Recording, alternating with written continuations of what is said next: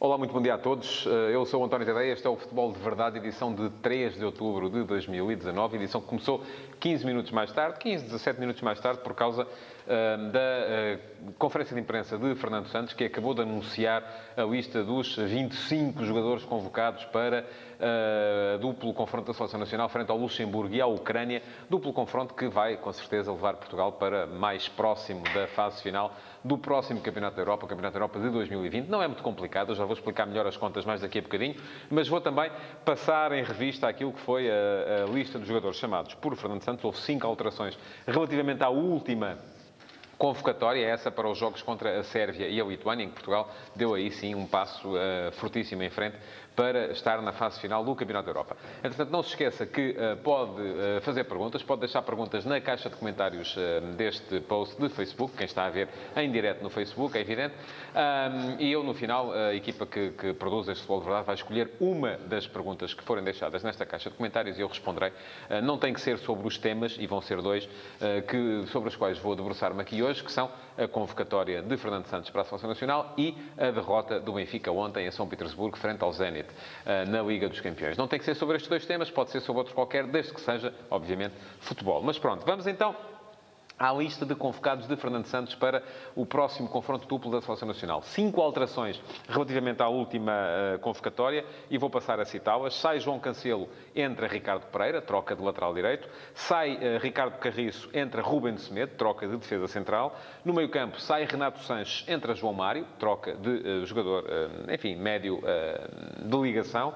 E no ataque, sai Pudense, entra Bruma e sai Jota e entra André Silva. Ora bem, o que é que isto significa? Significa que, além dos 25 jogadores que chama com rigor, que vão sendo sempre chamados, há sempre mais uns 5, 6, 7, e o Fernando Santos deu nota disso mesmo, há sempre mais uns 5, 6, 7 que andam ali, que fazem parte do lote. Enfim, eu acho que haverá 35 jogadores que estão sempre a ser chamados, ora sai um, entra outro. É claro que há 15, 16 que estão sempre nas convocatórias, mas depois os outros vão alternando entre si, consoante não só o momento de forma que atravessam, mas também a vontade que o Selecionador Nacional terá de os observar. E ele justificou isso na última convocatória, por exemplo, quando falou na chamada de Daniel Pudense, que se estreava e acabou por não jogar, mas pronto, esteve no grupo, esteve a treinar com o grupo.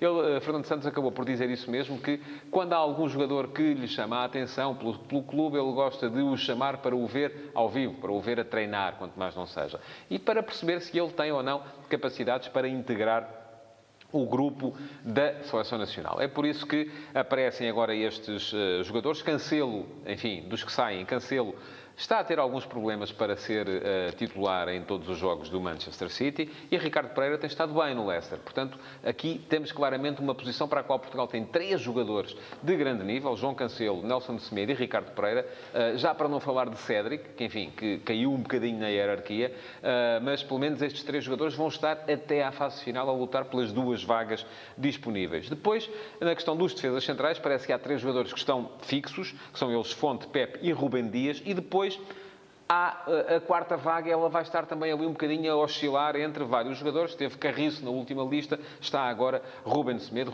que foi também citado como sendo um caso de recuperação. Eu recordo que há uns anos Jorge Jesus vaticinou que ele seria o futuro central da Seleção Nacional. Ele depois teve vários problemas mais a nível pessoal e social e acaba agora no Olympiacos por se recuperar e está a fazer uma boa época e, portanto, a justificar a convocatória de Fernando Santos. É um central veloz, imponente do ponto de vista físico, que se tiver a cabeça no lugar pode claramente chegar lá. No meio-campo, porquê é que está João Mário e não está Renato Sanches? Enfim, está João Mário porque ele está a recomeçar a jogar.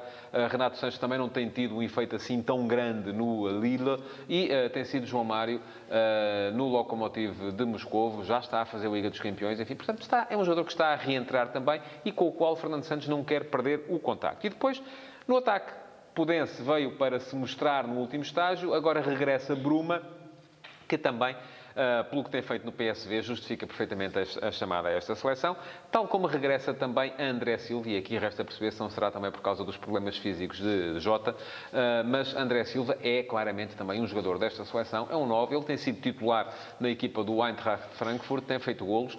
Tenho pena que não esteja o Gonçalo Paciência, que é um avançado que eu gosto particularmente, cujas características gosto particularmente, mas a verdade é que Gonçalo Paciência tem sido suplente no Eintracht, onde André Silva tem sido titular. Ele depois geralmente entra, faz golos também. Acho que Portugal tem ali jogadores para poderem ser soluções em termos goleadores, tanto o Gonçalo Paciência como o André Silva, e veremos também se nestes jogos como é que Fernando Santos vai armar a equipa, se com o Ronaldo funcionar como avançado mais de referência ou se colocando à frente dele um jogador como André Silva para poder Ronaldo explorar melhor as suas capacidades a partir de uma das alas. Os jogos são, enfim, não vou dizer que são nem fáceis nem difíceis. Há um claramente que é mais fácil do que o outro. Portugal joga em casa contra o Luxemburgo e joga fora contra a Ucrânia. A questão é que, tal como está este grupo, e eu aqui há tempos a brincar dizia que para não estar na fase final de um campeonato da Europa, a partir do momento em que a prova foi tão alargada, quase que é preciso fazer falta de comparência, porque à partida enfim, é muito difícil falhar as qualificações. Portugal, ao ganhar na Sérvia, garantiu praticamente a presença na fase final. É estranho porque foi a primeira vitória na fase de qualificação. Portugal vinha com 2 empates nos 2 primeiros jogos em casa com a Sérvia e com a Ucrânia. Poderíamos achar que estaria numa situação complicada, mas foi ganhar a Belgrado e a partir do momento em que foi ganhar a Belgrado e conseguiu também ganhar a Lituânia em Vilnius, o que é que Portugal garantiu? Que, com os 4 jogos que lhe faltam, Luxemburgo em casa, Luxemburgo fora, Ucrânia fora e Lituânia em casa, se Portugal conseguir ganhar 3 destes 4 jogos, e estamos a falar claramente dos 2 jogos contra o Luxemburgo e do jogo contra a Lituânia em casa, Portugal vai somar 17 pontos. Ora, a Sérvia já não pode chegar a estes 17 pontos no máximo. Se ganhar os 3 jogos que lhe faltam, ainda tem um jogo com a Ucrânia, chegará aos 16. Portanto, enfim, podemos dizer, é fundamental ganhar ao Luxemburgo, pelo menos. Já não será tão importante, a não ser que queiramos ser primeiros do grupo, ganhar ou pelo menos empatar na Ucrânia, e aí seria ganhar em princípio, porque a Ucrânia goleou a Sérvia e tem vantagem sobre Portugal neste momento em termos de golos marcados e sofridos.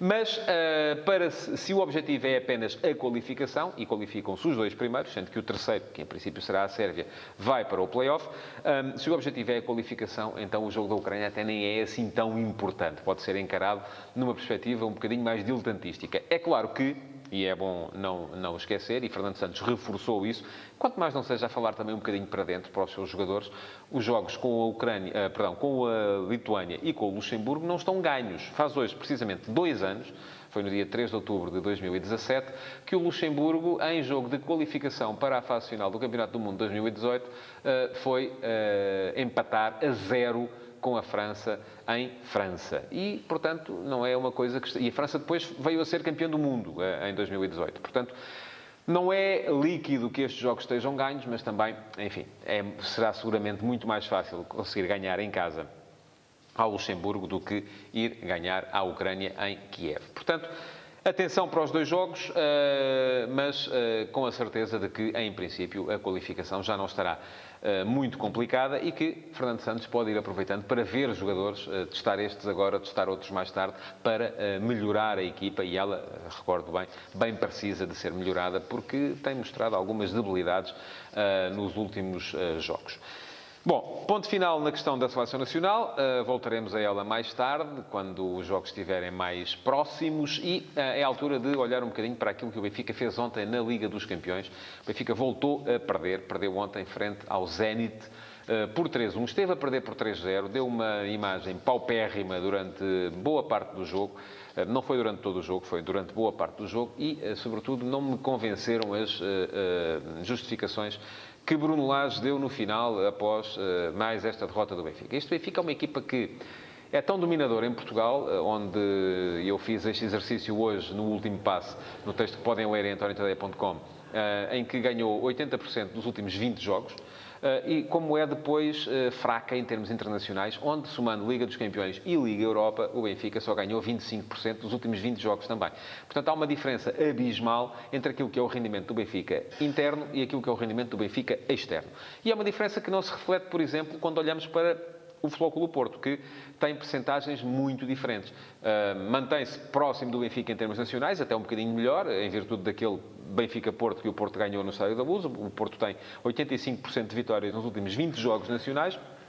Mas, depois, em termos internacionais, contrapõe aos 25% do Benfica, uns 55%, que são muito mais aceitáveis em termos de jogos internacionais, sendo que o Porto andou quase sempre pela Liga dos Campeões. E, portanto, isto significa que o Futebol Clube do Porto tem uma capacidade para transpor para fora de Portugal o rendimento que o Benfica não tem. E porquê? Bom, é fácil e muitos de vós, obviamente, olham logo para as vertentes menos nobres daquilo que veem no futebol. Os árbitros, a influência externa, a influência sobre os adversários. Enfim, isso eu não consigo provar nem detectar. Aquilo que vejo é que, de facto, este Benfica, quando joga fora, e ainda ontem, por exemplo, se olharmos para o lance do primeiro golo do Zenit, é um lance que em Portugal, e fosse a favor do Benfica, contra o Benfica, a favor do Porto, contra o Porto, a favor do Sporting, contra o Sporting, eu acho que a maior parte dos árbitros, na maior parte dos jogos, marcava falta. Mas aquilo não é falta. E eu passo a vida a dizer isto. Em Portugal, os jogadores estão muito viciados numa questão que é assim que se sentem o adversário chegar e se sentem em dificuldades, sobretudo quando estão virados para a linha lateral ou para a linha de fundo, o que é que fazem? Deixam-se cair para o chão e sai o apito. Aparecem logo os árbitros auxiliares a levantar a bandeirola como se estivesse a chegar o comboio à estação. E aquilo que se vê é que, muitas vezes, os jogadores se viciam nesse tipo de manha, que é, estou a sentir o bafo do adversário nas costas, cai para o chão e é falta e tenho direito a um livre. Bom, não é assim. Para ser falta é preciso, de facto, ser falta. E os jogadores que jogam no Campeonato Português viciam-se muito neste tipo de situação e depois, quando são expostos a situações, a jogos com maior questão de contacto físico, em que o duelo físico se torna mais importante, acabam por baquear, como baqueou ontem Feixa, que nem sequer é um jogador débil do ponto de vista físico. O Benfica até entrou em campo com 2 ou 3 jogadores que fisicamente não são nenhuns portentos, e falo de Rafa, falo de Grimaldo, falo de Pizzi, mas não de Feixa. Quer dizer, Feixa é um jogador fisicamente não fica a dever muito a nenhum dos adversários que o Benfica defrontou ontem. E esta é uma questão que deve ser atacada, e eu acho que os jogadores em Portugal estão cada vez mais viciados no pedir da falta. E no Benfica isso nota-se com particular insistência. Depois há outro tipo de questões, e foi aí que Bruno Lage não me convenceu, que têm a ver com a forma como este Benfica joga. Eu acho que este Benfica sofreu, primeiro, com a saída de João Félix, e é normal que sofra, porque o jogador era fundamental na forma como a equipa jogava na temporada passada, mas a verdade é que o Benfica começou a época pujante, começou a época cheio de força e a mostrar um futebol que chegou para ganhar por 5-0 ao Sporting na Supertaça, por exemplo. Um futebol que partia muito da capacidade para unir as pontas, isto é, para que tanto Pizzi como Rafa aparecessem a jogar por dentro e a combinar naquelas trocas de bola super rápidas que deixavam os adversários em dificuldade. Ora, o Benfica perdeu isso. E perdeu isso por 2 razões.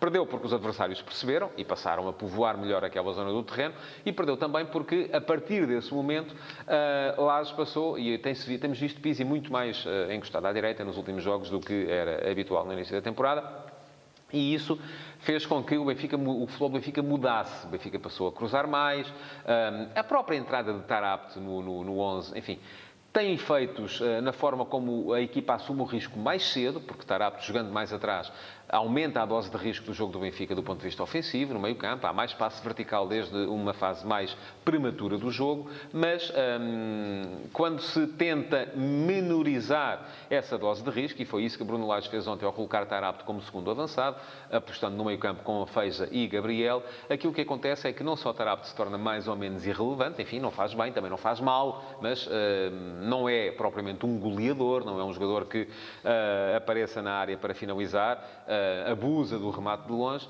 e aquilo que se vê é um Benfica, do ponto de vista ofensivo, mais fácil de controlar. E parece-me que, embora seja verdade aquilo que o Lage disse, que o jogo estava mais ou menos dividido, na altura em que o Zenit marcou o primeiro golo, que até o Benfica estava ligeiramente melhor quando ele aumentou a dose de risco da equipa e colocou em campo o Caio Lucas e o Raul de Tomás. Apesar de tudo, Nessa altura, a equipa do Zenit estava um bocadinho por baixo e voltou a marcar. Mas, apesar de tudo isso, este é um Benfica que está a sofrer para encontrar um futebol que seja absolutamente convincente. Os últimos jogos do Benfica não foram convincentes. Não foi ontem contra o Zenit, não foi antes contra o Vitória na Taça da Liga, não foi antes contra o Vitória de Setúbal no campeonato, não foi antes contra o Moreirense também no campeonato, não foi antes contra o Leipzig na Liga dos Campeões, e parece-me que é uma equipa do Benfica que está, de alguma forma, em crise de rendimento e que lhe falta encontrar uma forma de jogar que seja tão convincente como foi a da época passada. E eu acho que é mais fácil, apesar de tudo, conseguir isso com Raul de Tomás do que com todas as soluções que Bruno Lage tem vindo a ensaiar para jogar naquela posição, seja Jota, seja Jetson, seja, como foi ontem, Tarapte. Chiquinho, se calhar, era o jogador que o treinador do Benfica queria para jogar ali, mas ele não está, e então é preciso ter uma alternativa que funcione para aquela posição. Bom, vamos ver, olhar para as perguntas do dia, ver o que é que, a quem é que vamos responder hoje. E pergunta o Manuel Ferreira. Olá, Manuel, muito bom dia.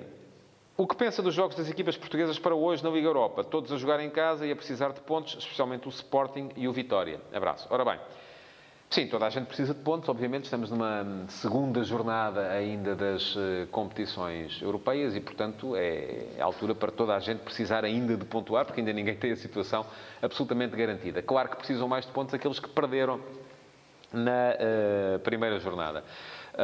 E aí, obviamente, o Vitória e o Sporting estão à frente. Mas atenção, o Vitória recebe o Eintracht, que é uma equipa fortíssima, uma equipa que na época passada, lembramos disso, eliminou o Benfica de Lages, quando o Benfica de Lages estava lá em cima a render muito da Liga Europa, uma equipa que se reforçou ainda por cima, embora tenha perdido jogadores importantes, mas se olharmos só para quem este Eintracht tem no ataque, André Silva, Bas Dost, Gonçalo Paciência, são todos jogadores que os portugueses conhecem bastante bem. Portanto, é uma equipa muito complicada para o Vitória, mas também me parece que o Vitória, de todas as 4 equipas portuguesas na Liga Europa, seria aquela que, se qualificar, mais vai surpreender, porque tem o grupo mais complicado nesse ponto de vista. Depois, o Sporting contra um Lask Linz. E se viram aquilo que fez ontem o Salzburg em Anfield Road ao Liverpool, vão olhar para o futebol austríaco com outros olhos. O futebol austríaco está a renascer, o Salzburg é uma equipa fortíssima, o Lask Linz está um bocado abaixo e por isso mesmo vai em segundo lugar no Campeonato da Áustria, mas é preciso olhar para as equipas do Campeonato Austríaco, da Liga Austríaca, com outros olhos. São equipas fortes do ponto de vista ofensivo e que começam a ter uma organização tática que não tinham até aqui há algum tempo. Portanto, atenção a este Lask Linz, vai ser um duro teste para o Sporting de Jorge Silas, e é muito importante para o Sporting, depois de ter perdido em Eindhoven com o PSV, tem mesmo de ganhar o jogo de hoje, senão começa a complicar muito a tarefa, tal como o Benfica está a complicar na Liga dos Campeões. Depois, menos pressionados, Flóculo Porto contra o Feyenoord e o Sporting Clube Braga no jogo contra o Slovan. Enfim, são jogos mais em que a pressão não é tanta. Parece-me que o Braga, de todos, poderá ter a tarefa mais facilitada, porque tem o adversário mais fraco, porque joga em casa, porque, enfim, poderá somar já 6 pontos. Isso era muito importante para o Sporting Clube Braga, se conseguisse ficar já com 6 pontos ao fim da segunda jornada, porque isso lhe permitiria encarar o confronto duplo que aí vem a seguir com outros olhos. O Flóculo Porto, enfim, é uma equipa com uma estatura europeia e com um estatuto europeu que os outros 3 participantes portugueses na Liga Europa não têm e que pode perfeitamente impor o seu futebol ao Feyenoord, porque é uma equipa que tem uma solidez, que tem um pedigree europeu que nestes jogos lhe permite não vacilar. E, portanto, isso é muito importante para conseguir pontos, e é isso, quem sabe, que tem faltado a estes jogadores do Benfica na Liga dos Campeões. Veremos. Amanhã cá estarei para fazer o balanço destes 4 jogos da Liga Europa.